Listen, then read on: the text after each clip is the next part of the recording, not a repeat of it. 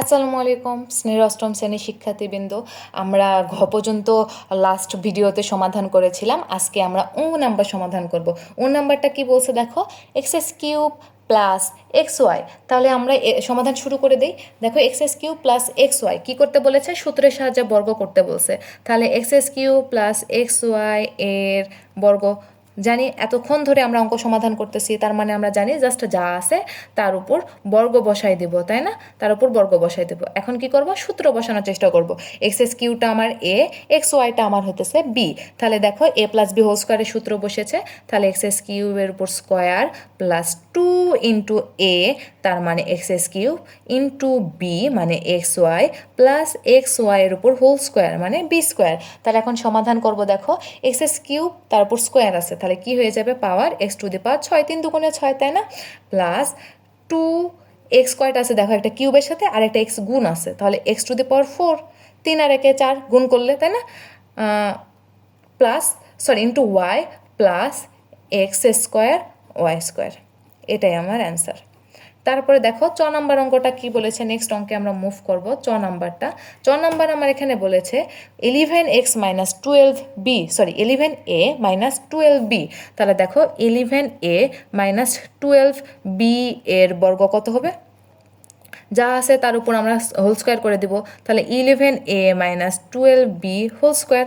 এখানে আবার বসেছে a মাইনাস বি হোল স্কোয়ারের সূত্র, তাহলে আমরা সূত্র বসাই দিব। দেখো 11a স্কোয়ার মাইনাস 2a মানে 11a, b মানে 12b প্লাস বি স্কোয়ার মানে 12b তার উপর হোল স্কোয়ার। তাহলে 11-এর উপর স্কোয়ার করলে কত হয় দেখো, মুখে মুখে না পারলে ক্যালকুলেটর করবা। 11-এর উপর স্কোয়ার 121, তাহলে 121 এ স্কোয়ার মাইনাস দেখো 11 দুগুণে 22, 22-এর সাথে 12 গুণ আছে, তাই না?